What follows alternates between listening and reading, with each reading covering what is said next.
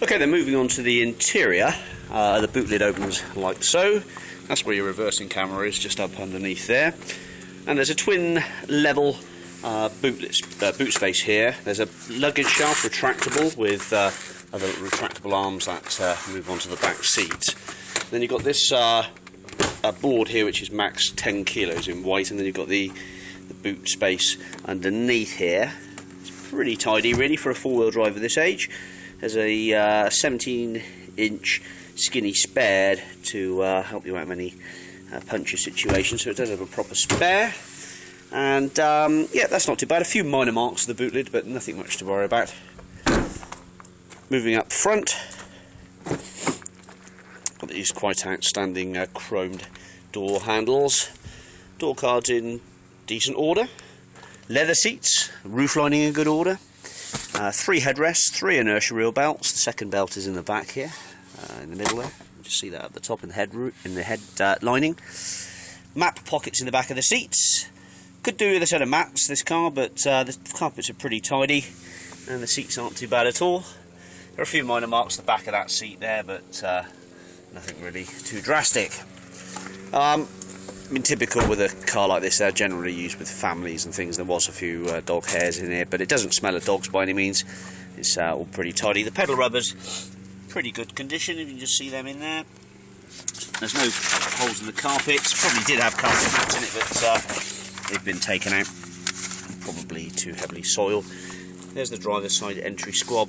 A little bit of wear there, but nothing too much to worry about. Side airbags, front airbags, probably a good 2, 4, 6 airbags minimum, I expect. Height adjustable seat, lumbar support. Is that a lumbar support? Sounds like it. All that moves up and down electrically. Forward adjustment, forward and aft. Okay, so jumping in, let's show you what we've got. We've got some CDs for the sat nav, we've got a locking wheel nut, a couple of cup holders, handbrake which operates nicely, twin stage front heated seats, 6-speed box with the gator in very good order, quite a complex steering wheel, auto wipers, auto headlights, that sort of thing, folding mirrors. This one's got CMBS on here, which I'm not quite sure what that is. An AFS, I'll look it up. VSA off as well. These are all switches that I don't think I've had on the previous one. So these may be extras. So pay attention to that. It might add extra value.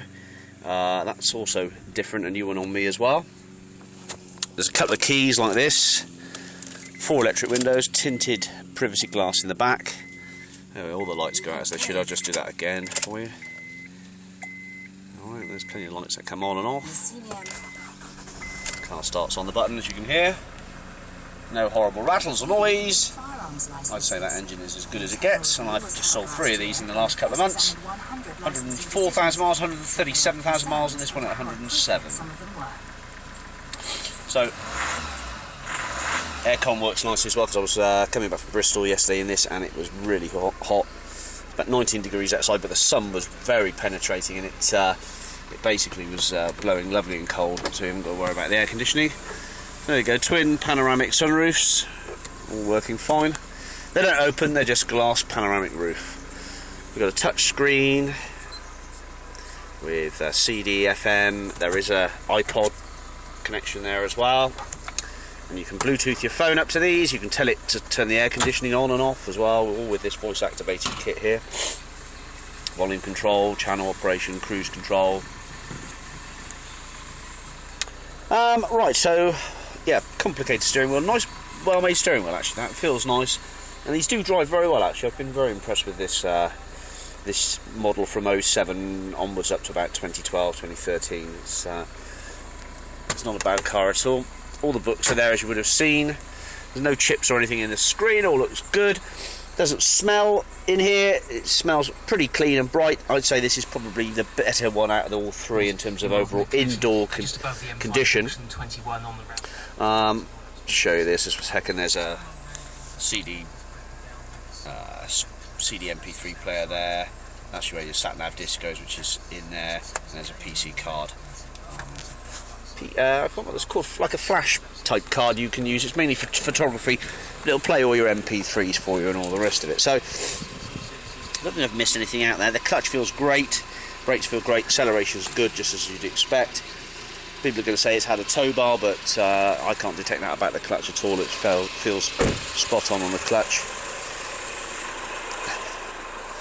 Move round to this side a second, show you.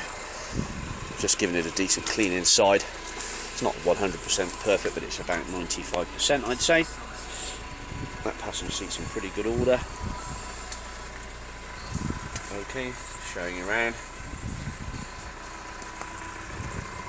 A few minor marks at the back of this seat. There are some minor marks of the plastics here and there on there, but where it's had family use. And there we go then. So that's about it really. So I'll leave you with that shot. Thanks very much for watching, and we'll speak to you soon. Oh, good morning, and here are the documents then for this Honda CR-V.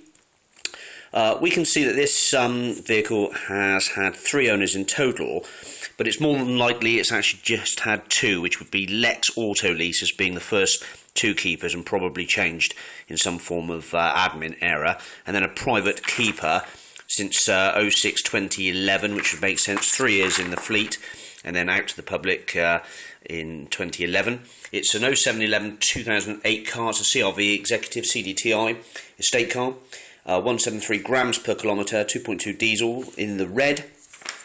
It was registered as GM08 JRM, which would make sense, Glyn Moore. So GM there, so it's been registered back to its old number plate, its original plate on the 58. Just a fraction shy of 2009, this car, so a month and a bit shy of 2009. The service history book is stamped up with the PDI stamp there in Huddersfield, and then we've got a stamp at 12k with Honda, another one at 24k in 2009 with Honda, and then it would have gone into the fleet, come out of fleet and gone to, so there's a couple of stamps missing. Sometimes there's a printout, you can phone up LeasePlan, they may well have the document still on LeasePlan, but that's quite a way back now. But look, 63k, another Honda stamp, 78k, another Honda stamp, 90k, another Honda stamp, Hendy Honda, and 102,527 was the last stamp, 10th of the 6th, 2014, and that's a Hendy Honda Exeter. And just check the rest of the thing here. There's a radio code with it as well somewhere. There we go, radio code's in there as well. So we've got a service book. There is also another receipt I found in the car for 390 quid. That was done at Exeter. We've got brake pads, handbrake cable, brake pads, etc. So all the brakes were done back in 06-2013. All the owner's manuals are here, just as we'd like to see. Owner's encyclopedia. There we go, and the iPod, Honda proper fitted iPod connection, which is in a glove box. So you can't get more comprehensive than that. There are 2 remote control keys, and V5, the MOT, I'm afraid I don't have the MOT certificate. It's all online now, virtually. Certificate's becoming a thing of the past. You can get one from any garage for a tenner, but I've looked it up online on the computer, and it shows all the MOTs going back, and the last MOT had no advisories. So it's valid until the 8th of October 2015. No advisories back then. So there we go, back to the car.